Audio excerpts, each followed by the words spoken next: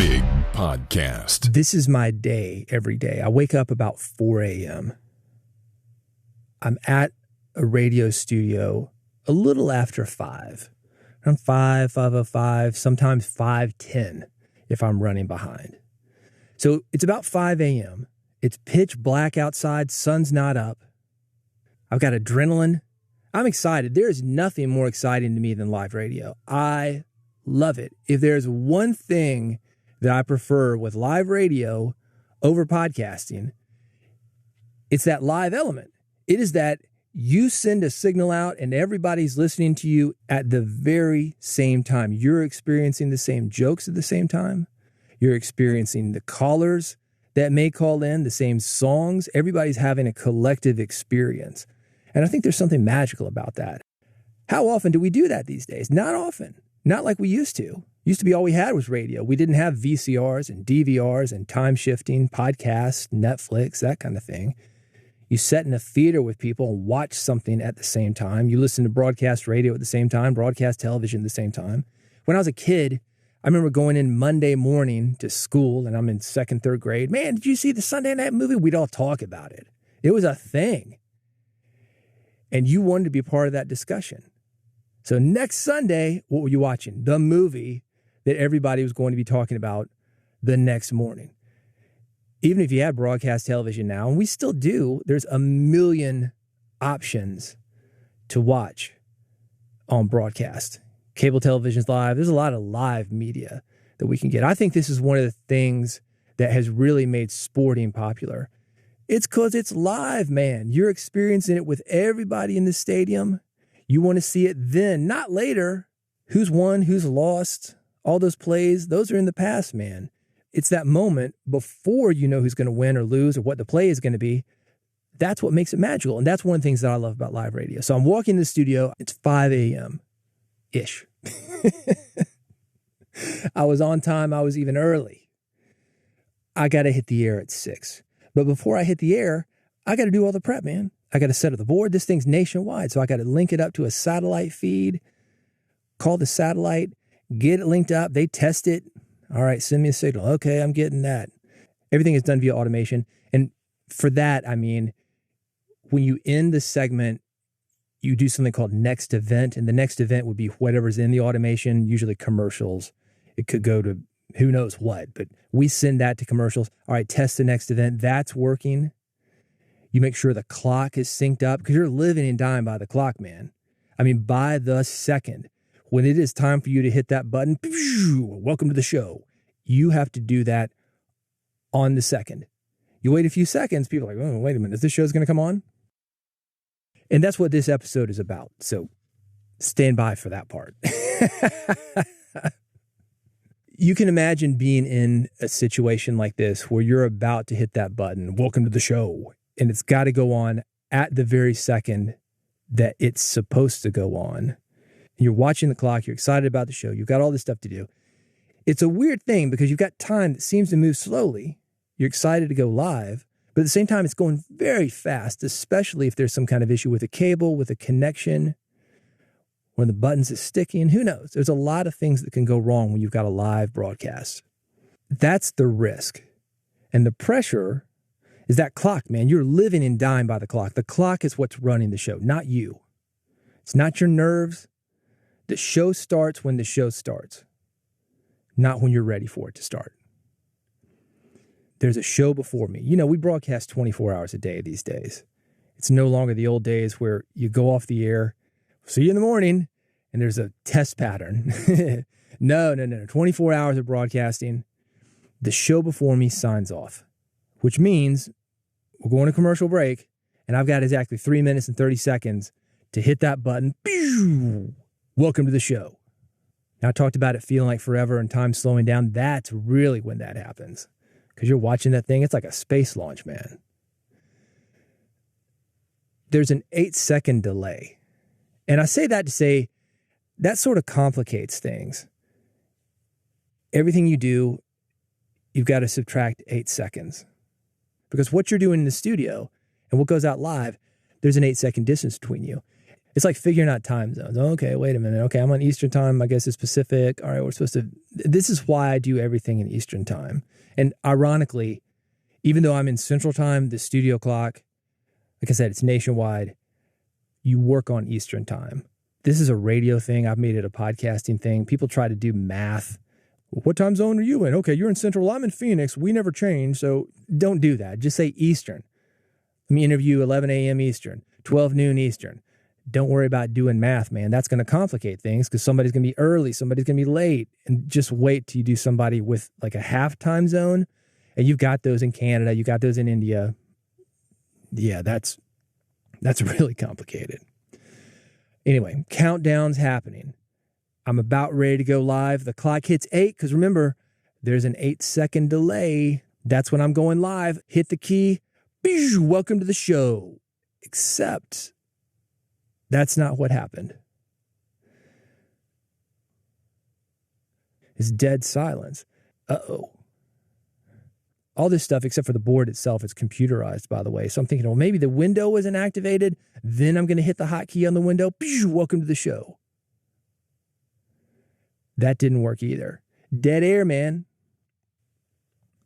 I got on the talkback mic because the host was remote that day. I said, we got a problem. Hang on. And I'm running it through my head. I've tested the board. Everything for me seems to be working. I was talking to the host through the board before we went live. I'm talking to the network. They tested it with me.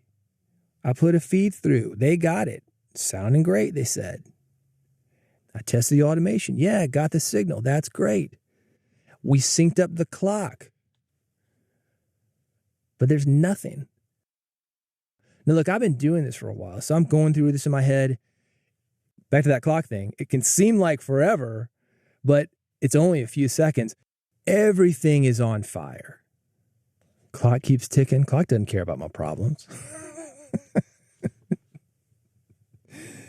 Here's a takeaway. Things are going to go wrong, man. Even on the best days, and this date started great. I was excited to be there, had a good night of sleep, got there in time to chat with everybody on the staff. But even on the best days, you're going to get a curveball, man. You can double, triple check everything, and then there's something new, something that's never happened to you before. That's why you show up prepared, not just prepared, but over-prepared. You got to know your gear. Have backups. You running a backup? I run a backup for everything. I'm running a backup right now.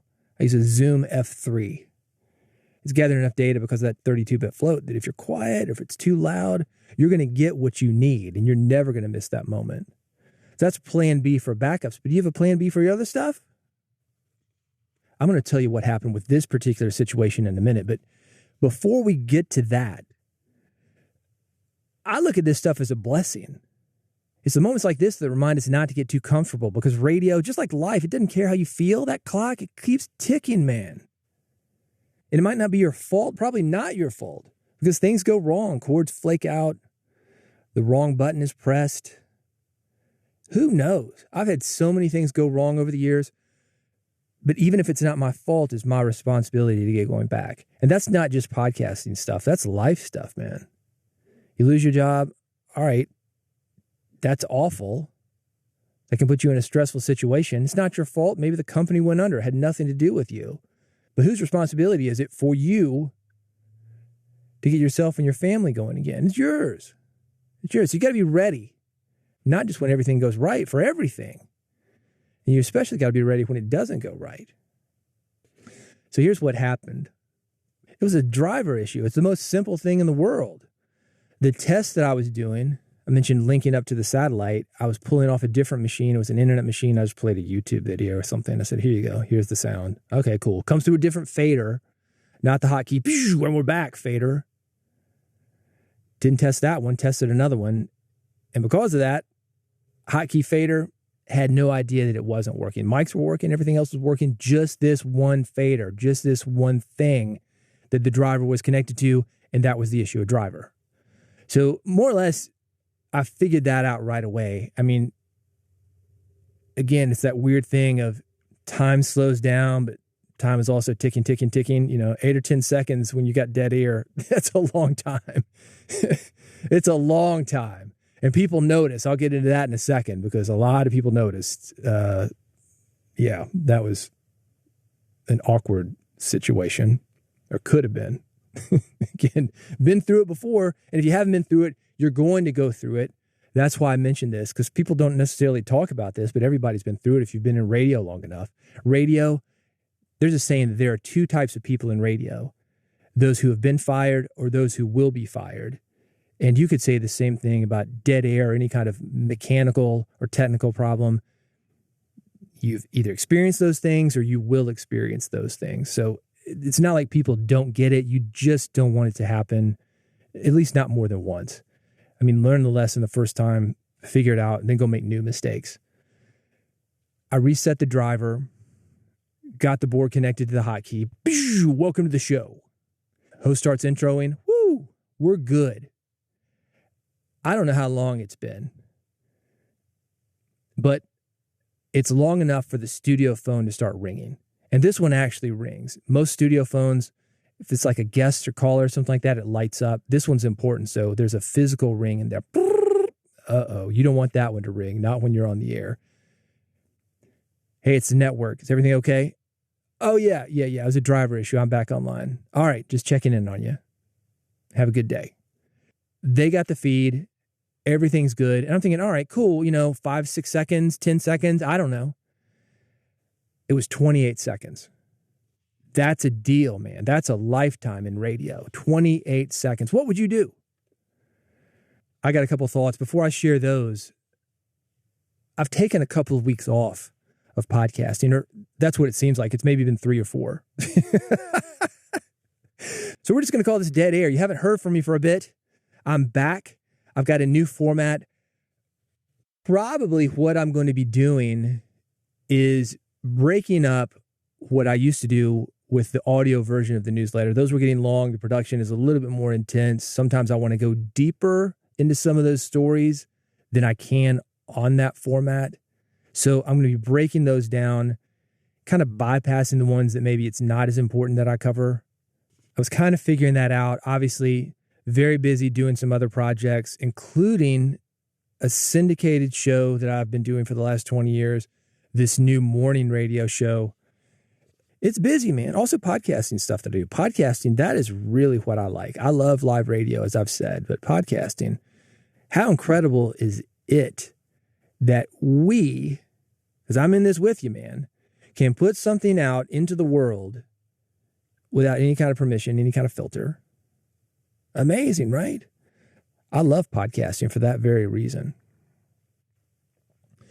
With that said, there's some disadvantages to podcasting. One of them, which is also the advantage, is that we don't have to show up every day. We don't have to show up every week. I mean, it's good if we can, but sometimes, man, you're just too exhausted. There's not that pressure you've got with like a daily show that's on a network and a team that's going to drag you in there every single day or every single week to put the show out. You're making all decisions. It's easy to say, I'm going to take a day off. And then it becomes 2 days, 3 days. A week off, 2 weeks, 3 weeks. If you're in that situation, I think that's okay. You come back in, if you want to explain it, great. That's cool. Do you need to apologize? No, man, you're busy. You are doing the best that you can. Most listeners, they would rather you take off for a bit than release something that isn't up to standard. Way too many people do this. Sometimes you listen to a podcast. Well, what should I talk about today? You don't want to edit that out maybe? Not let people know that you're doing this on the fly like that? Not prepared? Not showing up for the listeners who've shown up for you?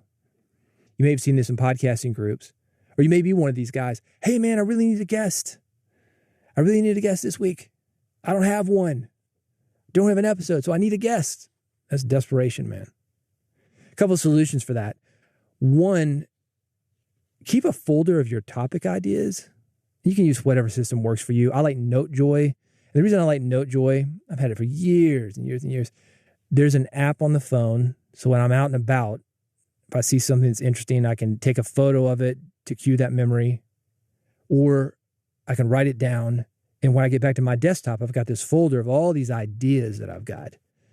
Matthew Dix, If you know him, he's got a book called Storyworthy. He talks about something called homework for life. He's got a spreadsheet. He writes a story that happened to him that day in the spreadsheet every day. So at the end of the day, he pulls that up. Here's what happened to me today. I was on a bus and somebody didn't have their fare. Somebody gave this guy 50 cents. He was able to make the bus route. It's a story about compassion. Whatever. It doesn't have to be anything. Just write a story about your day. That's another way to take care of that. So a spreadsheet, Google Sheets, I like NoteJoy because I can put it on the mobile app and then it goes into the computer that I use when I do my episode prep. That's the first thing you can do to make sure you're not caught up in this situation. You will always have ideas, more than enough good ideas. The other thing, develop your solo podcasting skills, man. You don't want to be dependent on guests. I work on solo hosting daily. And I'm not talking about just the podcasting radio work that I'm doing. I'm talking about I have a specific podcast. I call it the Secret Podcast or the Sausage Factory Podcast. My name is not on it. I think it was under Secret Podcaster or something, or just Secret. I've done a lot of them over the years. I've probably done 3,000, 4,000 of these. Every day I show up, I read, I improvise, and I think on my feet. That gets me ready and prepared for situations like I'm talking about on this episode. What happens when you have dead air? What happens when you don't have a guest? What happens when you're at a funeral and somebody says, hey, would you mind getting up and saying something about the deceased? Maybe you got to say the blessing at Thanksgiving. I don't know. It's nice to be able to have that skill, though, not have to have a guest. I recently had this happen with a guest, a recurring guest that isn't really working out. It's taking too much airtime. So I said, why don't we get you on a segment? Just get in, get out, get some good information. You're actually going to be on the radio a lot more. You're going to get a lot more visibility in less time. I kind of like doing it with my buddy. Is the host going to be available to interview me, walk me through it? No, that's your job, man. And that's definitely your job as the host. You don't need to be dependent on a guest. A real host, and I'm not taking anything away from the great interviewers, but a real host can do it solo in addition to interviewing people. And that includes the great interviewers, guys like Larry King. You don't want to be dependent on guests. That is a scary situation to be in. Here's a big idea. I want you to keep going. You got an idea, you got the skills to make it happen. You can do this. It's not going to be perfect. Sometimes you got dead air. Sometimes something farts out on you. Good, man. Keep going. Keep going. So let me take you back to that original story about dead air. I made a mistake in that situation. Once I hit that hotkey the second time and it didn't work, of not immediately getting on the air. Like, hey, welcome to the show, doing it with my mouth. Then introducing the host.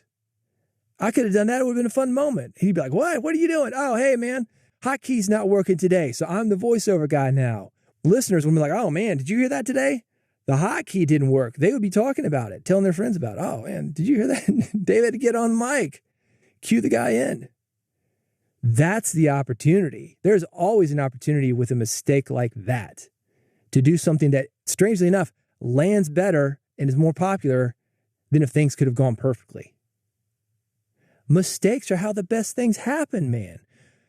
Years ago, it's like 25 years ago, back when I was cool, I dyed my hair. Well, I tried to dye it red. Fire engine red. Manic panic. Punk rock, baby. Looked like a Focusrite Scarlett interface. It didn't work out like that. It kind of faded out.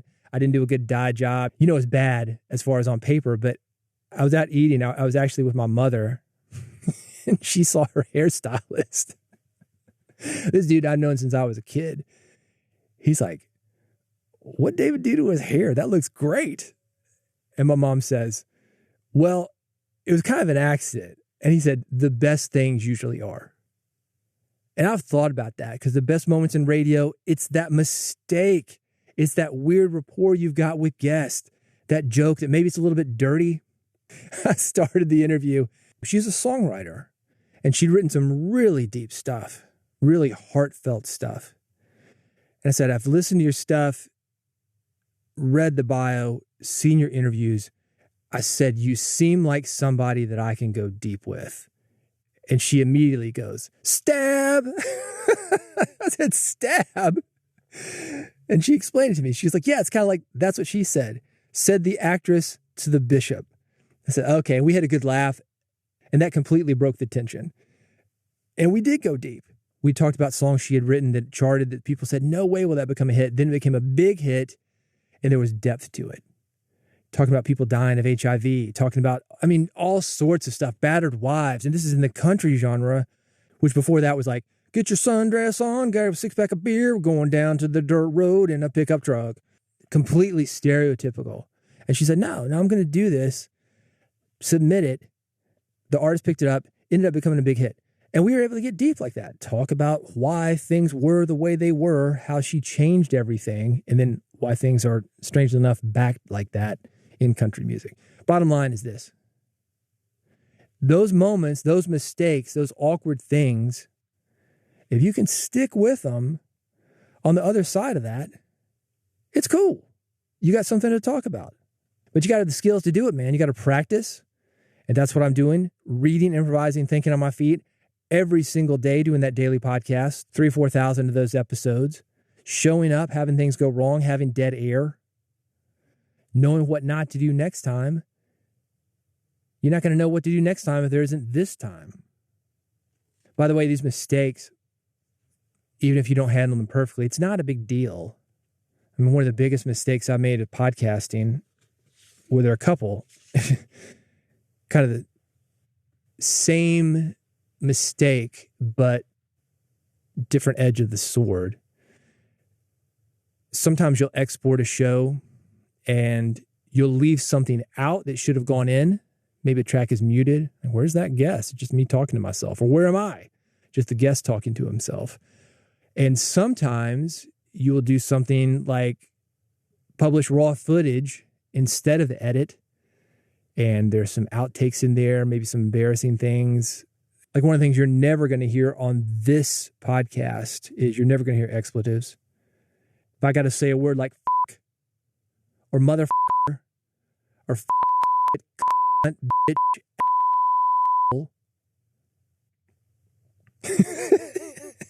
see, I beep them out. That's the point. But what happens if I miss the beep and I miss something like that? Normally what I do is I don't say anything like that on the mic. If I know the mic might be live, there's mics in the room, cameras in the room, you're not going to hear me say that. But, sometimes we release stuff. You're talking to somebody maybe after an interview. You're saying some stuff, maybe even personal stuff that you don't want to get out into the world. That's the opposite of that. You either release something that doesn't have all the audio you need, or you release something with more audio than you meant to get out. But that's how you learn, man.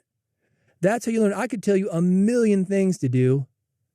You're not going to understand it till you've actually done it. Then you're going to get it. If you've had dead air on radio, me talking about this, that's going to hit a little bit differently than if you've never had it. If you've frozen up at a live event, stage fright, if I talk about that, that hits differently than if you've never done that. Like, it's not going to happen to me. So get familiar with your equipment, do a lot of episodes, make mistakes, not the same one twice, make new mistakes, collect your ideas, develop certain skills like solo delivery. If you need help on this, bigpodcast.com/amp. That's bigpodcast.com/AMP. It stands for Audio Monetization Program. Happy to work with you. Go there for details if you're interested in that. Final thought, if you make a mistake, I told you to work with it, but even if you don't work with it, even if nobody knows, some people will know. If you get called out on it, admit it. One of the weird things about being on live radio is because the show goes on, the world around you might be blowing up because of what you did, and you have no idea. You might remember a few years ago, a woman made a really bad comment about Africans. She was making an international trip from the United States to Africa. She's in the plane for 11 hours or so, no internet. This social media post blew up. There was a hashtag. Let's say her name was Jan. It was something like hashtag when Jan lands. Everybody and his brothers talking about it. She landed. Boom. Embarrassing. Fired. World humiliation. Your live radio might be like that. Your podcast might be like that. It goes out. There's a delay in that. So what happened to me? I get off the air. I check email. We got to do some work post-show, and I've got an email sent to me, CC'd to 30 people, engineering department, What happened? What happened? Because engineering, they don't know if it's their issue. You got program directors, you got hosts. Nobody knows what went on. Just you. You got to explain it to all these people. Nobody was mad, by the way, because like I said, in radio, there's two kinds of people. The people that those things happen to and the people that those things will happen to. People are like, oh yeah, man, it happens all the time. That's it for this episode. I appreciate you hanging out with me. Collect those thoughts, develop those skills, make more episodes. Do it. That's how you get better. Again, if you want help, bigpodcast.com/amp. That's the audio monetization program. That's bigpodcast.com/AMP. Glad to be back with you. We're changing the format up just a bit. I'm going deeper. I'm going to try to bring in more of these personal stories because I do this every day. I live, sleep, eat podcasting, radio, and I've been doing this for 20-something years, man. Actually more. The first radio thing I did, let me do the math, 1991. So what is that, 35 years? Man, I'm old. Oh, man. How did that happen? It's that clock, man. Tick, tick, tick. Sometimes it's slow. Sometimes it's quick. Got to pay attention to it, else you're going to miss it. All right. I'll see you on the next episode. If you haven't subscribed, bigpodcast.com/subscribe. That's where you can find me. I haven't even announced my name. David Hooper is my name. And you can find me at bigpodcast.com. If you go there and subscribe, you'll never miss an episode, and I will see you on the next one.